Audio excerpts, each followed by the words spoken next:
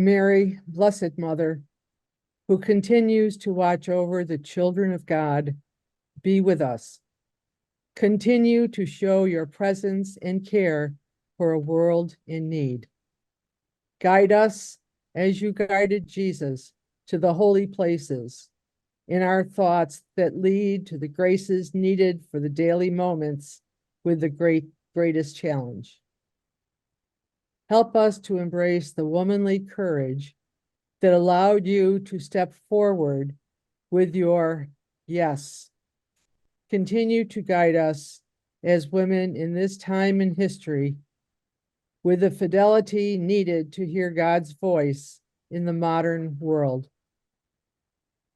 May the miracles that are reserved for our journey come to pass as we embrace the small calls to grace that lead us to the transformation of the world. We open our hearts to the invitation to fidelity that leads to the fulfillment of God's plan. Amen. Amen. I have the privilege of introducing Sister Mary McKay. She is on the leadership team for California, and I haven't had the pleasure of living with Sister Mary, but every time I've met her, she is a woman of wisdom and has ideas that present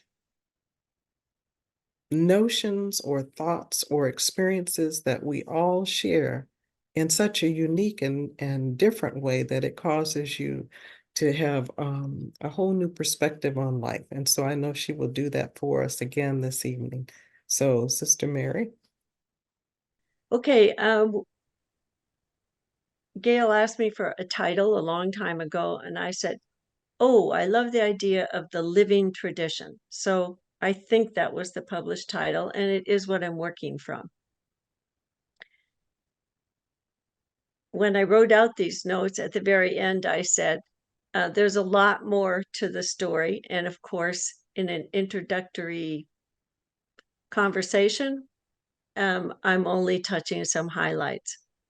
But if you want to take a course someday, I'm going to tell you at the end again, take a course on the Second Vatican Council. There's just so much there that's exemplary of a few of the things that I'll say this evening. Okay, so the living tradition. Right off, you might say, whose tradition? What exactly are we talking about? Whose tradition? I have in mind the Catholic Church or Catholicism, which is both a church within the family of Christian churches. It's a church and it's a culture. That's worthy of another talk, another time, the culture of Catholicism. But all of that's kind of behind the few things that I will say. And secondly, what does the term living imply about the tradition I'm trying to address? It's implying that the tradition is not dead, because we all know what dead traditions feel like, just a stick coming up out of the ground. So the phrase has been in my vocabulary for a long time. In college, I taught many sessions of introduction to Catholicism, and I eventually learned to say introduction to the Catholic tradition because students were more attracted to that last word there. So when you hear the word tradition, what comes first to your mind? This word usually brings up images and descriptions of certain ways, certain patterns of behaving, ways of speaking, ways of dressing, ways of celebrating, which have been around for a long time. That's hidden inside that word tradition, a long time. And they're usually identified with a particular group. So if I were to say to you, the Amish people have their own traditions, certain descriptions and images would just arise quickly. For example, there are family traditions, cultural traditions, political traditions, and religious traditions. Now, many people describe the Catholic religion as traditional. Yet there are many aspects of Catholicism that you might call traditional. Some go back to the earliest era of Christianity, For example, the use of a table or an altar as the location for the Eucharistic liturgy. This is very ancient. And the use of bread in that liturgy, and now with quotes, in memory of Jesus. So this set of traditional ways of speaking, of traditional gestures, the development of the formal language that's used in the Eucharistic liturgy does go back to something that was a living reality. Jesus at the table with his first group of disciples. The celebration of the liturgy is perhaps the most ancient tradition in Catholicism. And many more aspects of Catholicism, which have developed in the course of history, are now understood by many people as traditional. They say, oh yeah, that's a Catholic tradition. Things like a crucifix in the sanctuary of a Catholic church, and that's connected to the celebration of the liturgy. Statues of saints inside and outside the church. I've noticed that more recently in a few churches here in the San Fernando Valley that they'll have a major saint statue outside the church, perhaps with a little place where you could sit or kneel with a devotional prayer. So I don't know if that's an old tradition or a growing one myself. And the formal robes that are worn by the priest, sometimes even by altar servers, that distinguish them from the congregation. So those are all just little examples of other traditions that have developed in the unfolding of the history of the church. However, we can ask ourselves, are these traditional behaviors, how we celebrate the liturgy, how we design our churches, are these being expressed today exactly as they were expressed in the first era of ancient Christianity, or exactly as they were expressed in the Middle Ages, or after the Protestant Reformation in the 16th century? And of course, if you just followed those examples that I laid out, the answer is no, they're not exactly the same. We might be able to talk about the history of this or that or the other, but they aren't going to look exactly the same. Why not? Why does the Catholic Church look different today than it did in the year 300 or the year 1550 or maybe even 1950? And some of us appearing on the screen today were here in 1950. So there are a few ways to answer this question about why the Catholic Church might appear today and have some distinctive behaviors today that aren't exactly the same as they were when they first emerged or were coalesced. So I'm just going to reflect around two words, two terms, and that'll just be the whole body of what I say today in an effort to answer this question. Why does the church look in some ways different today than it did in other eras? And those two words are evolution, and the second one's not just a word, it's a phrase, or a lived experience. And in the few things that I share with you, you'll see how those are very closely connected too.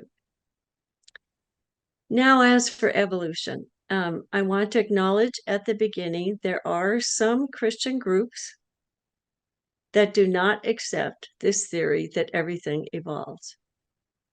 And especially in terms of their religion, they believe in a literal reading of the story of creation that is found in the book of Genesis.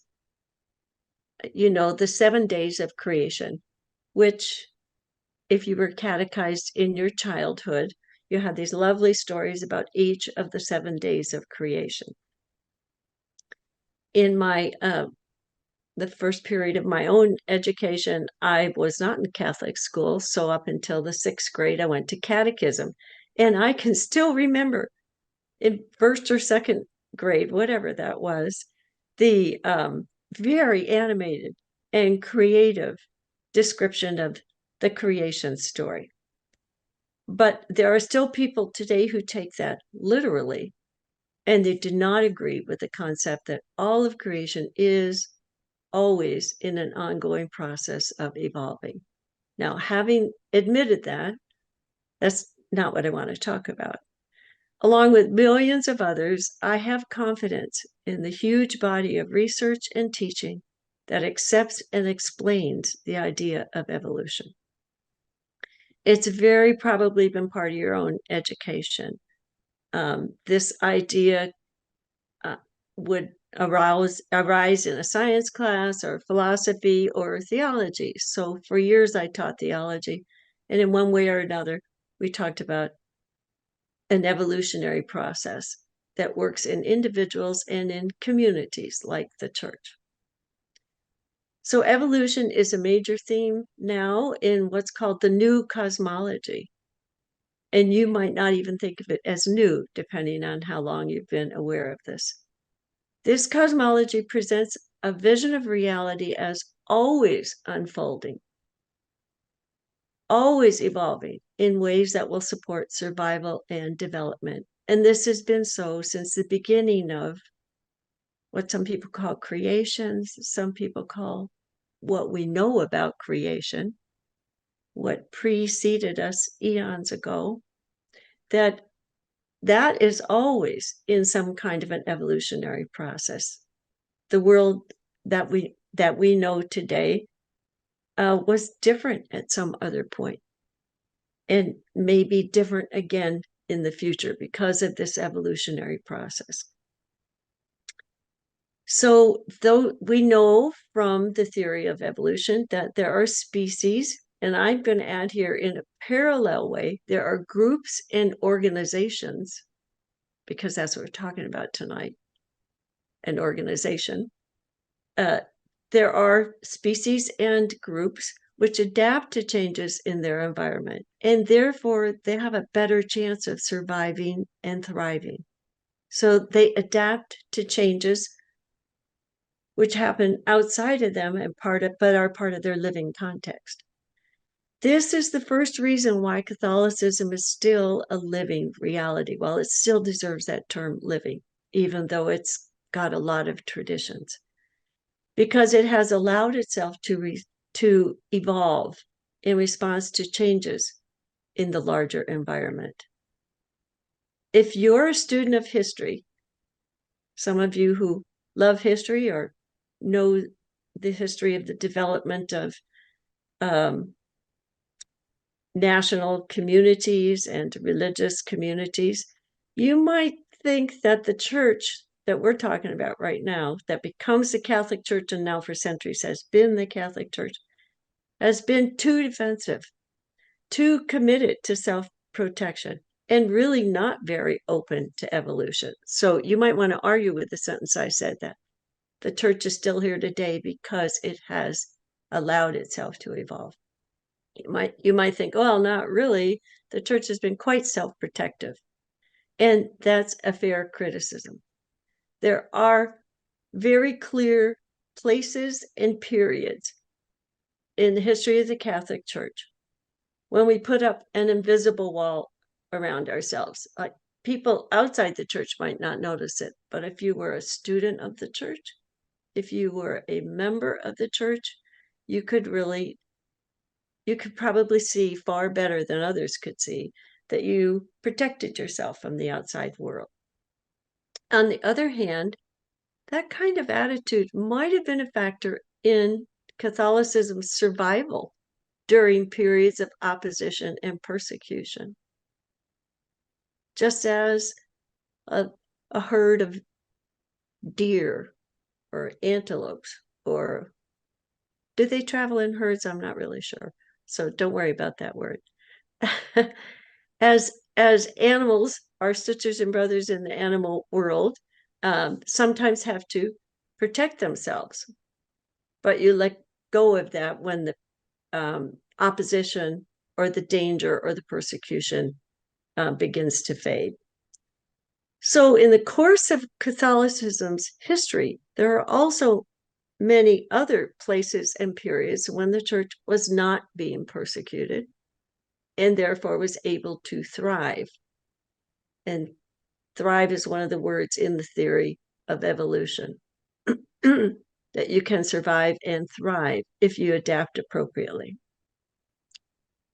So what do I mean by the church could thrive? It could learn from and contribute to a variety of cultures across the world. When it was more relaxed, less defensive, and open to the reality and the variety of the people of God. So by the end of the first millennium, let's say around the year 1000, Catholicism was clearly multicultural. Remember, people who wanted to preach the gospel to everyone in the world, they left their original sites and they moved. They went as missionaries, either official ones or unofficial ones. And the Christianity before there were divisions, and then it continues after those divisions developed. Catholicism, one of the largest of the Christian communities, moved across the world. And that made, by the end of the first millennium, the reality that Catholicism was multicultural, whether they liked it or not. Because when you go around the world, people and communities are, in fact, different. So that statement opens the door to the second notion I mentioned that I want to talk about. Why does Catholicism look different today than it did in earlier eras of history? And I suggested two key ideas in responding to that. First is its own evolution, and it's closely tied to the second phrase I want to say a few things about: lived experience. Now I'm rolling my text up. Here we go. In this reflection, I'm using the term lived experience focused on human beings. Other living realities in the world of animals and plants are not my topic here. I'm talking about human beings who can reflect and understand. So what does lived experience highlight? Well, what is a person's experience of her or his life? How does she understand herself? How does she understand what is happening to her? How does she understand what's going on in the larger world and is affecting her in various ways? What is she learning about life? These are all questions within the idea of her lived experience. She experiences it and she knows she's experiencing it. Now, what's that got to do with the church and Catholicism having a living tradition? Okay, so as I just said a second ago, as Christianity spread beyond the original places, spread beyond its origins, and with the passing of time, Christianity crossed continents and oceans, just tried to go everywhere. The church became more clearly and obviously multicultural. Now, notice I'm not saying its leadership or certain styles of life and certain languages practiced by that leadership were so multicultural. But the community of the church was. You couldn't avoid it when you left, the original sites. You left the original culture, then you left the European cultures, and then you went to other continents. That's why I said crossed continents and oceans. Then things began to really look different. So these missionaries, some of them were official, some were sent by civic leaders, go and take the gospel to these places. Many were sent by the church. And as religious orders grew in membership, many of these were members of religious orders who had a commitment and dedication to furthering the mission. So they sent their own members. Okay, the missionaries encountered a variety of people, right? So they're going west they're going to the Americas, they're going east, they're going to Asia, they're going to Africa, they're going south. The missionaries encountered a variety of people who all brought with them into their faith life their own worldviews, their languages, their traditional behaviors. Admittedly, so again, this is the second confession in this short presentation. Admittedly, there were truly instances in which the missionaries brought with them not only the gospel, but also an expectation that their converts would drop some aspects of their original culture when they entered the church. We have to confess that. We have stories like that in our history. Now, being an optimist, I think the sheer difference in numbers would have had an effect on the missionaries. Difference in numbers between the missioners, who are probably in smaller groups or bands, right? And the people they're addressing, those whom they want to baptize, those whom they want to introduce to the gospel and bring into Christianity.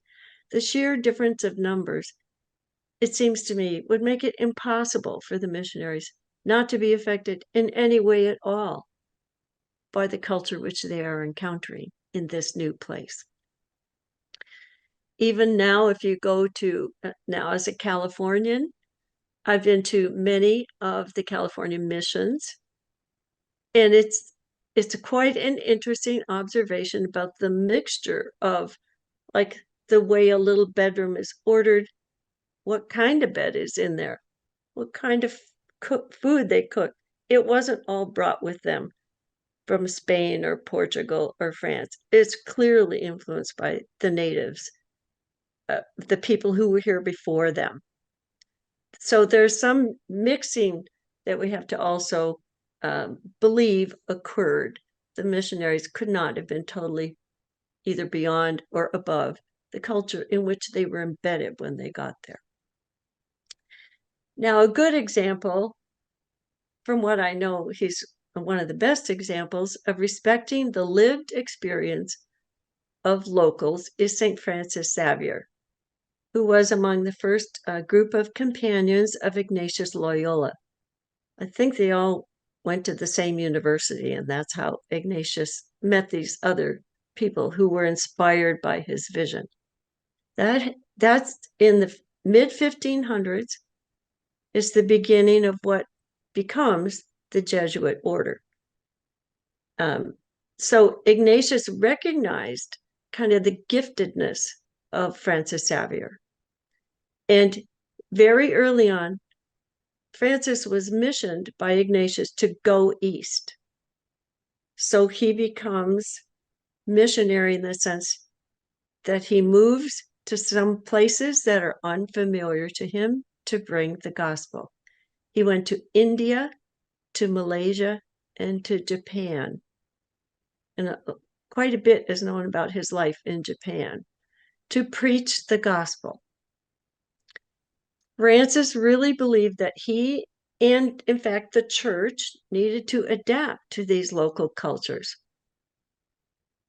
He was recognized, he recognized the beauty of this variety of cultures. And he thought that if we're going to preach the gospel, we have to adapt it so it's suitable and they will be attracted. So in India, this is in it's a life story of his.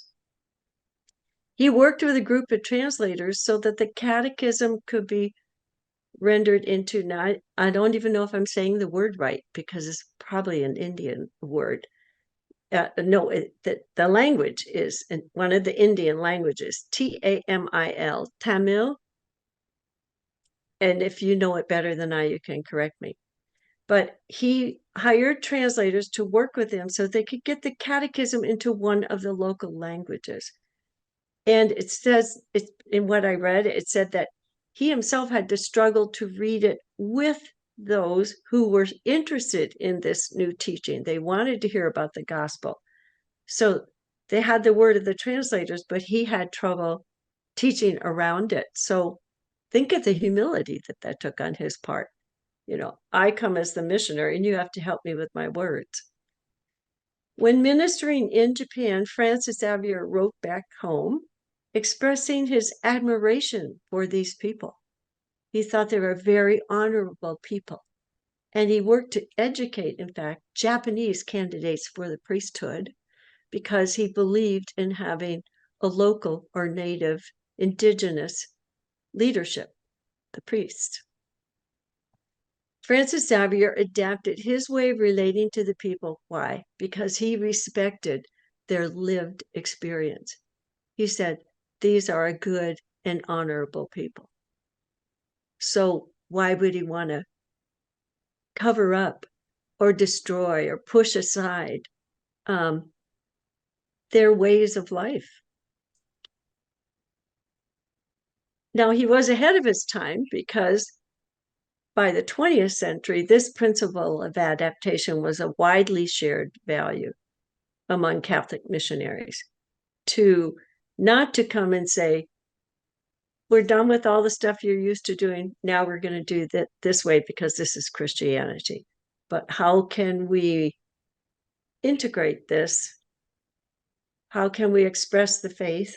How can we celebrate the Eucharist in a way that makes sense to the people who are receiving it? So a more recent example, and maybe it's more relevant, especially to those of us here in this group today who are not real young, of Catholicism's openness to change is the Second Vatican Council of the Catholic Church.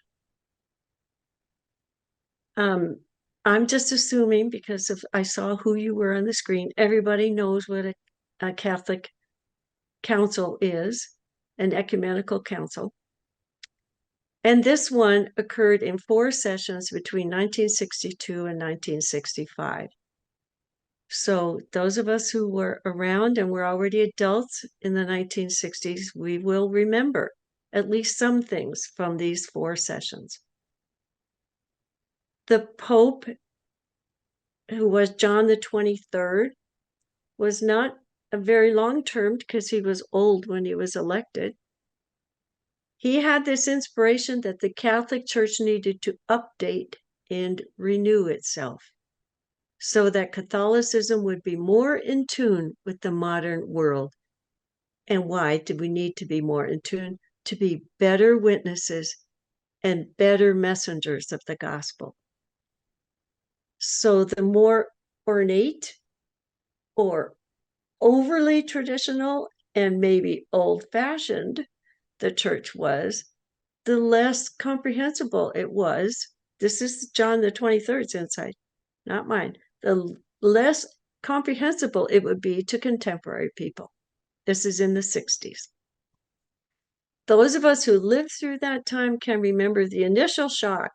Now, I was in maybe 7th or 8th grade when it was announced that there was going to be an ecumenical council. And I remember that adults were shocked. I hardly knew what this was about. But the initial shock and then the excitement that the church was going to analyze itself and say, how do we need to update ourselves? What kind of renewal do we need internally so that we can be God's witnesses? So then I entered the convent after high school, and the excitement was just like, it was like there was a foam on top of everything. You know, all those little bubbles that rise up from the foam in your beer or your Coke. And then they start to pop. Those bubbles eventually pop. Those of us who lived through that time remember the excitement. It was like popping foam on top of your beer.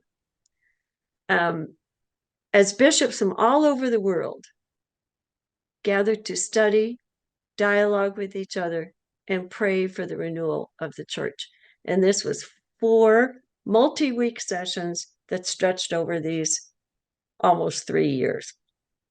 And the public media paid so much attention, those of us who remember it, because the church was admitting that it was outdated, and the church was admitting we needed a renewal. And it was frequently on the news.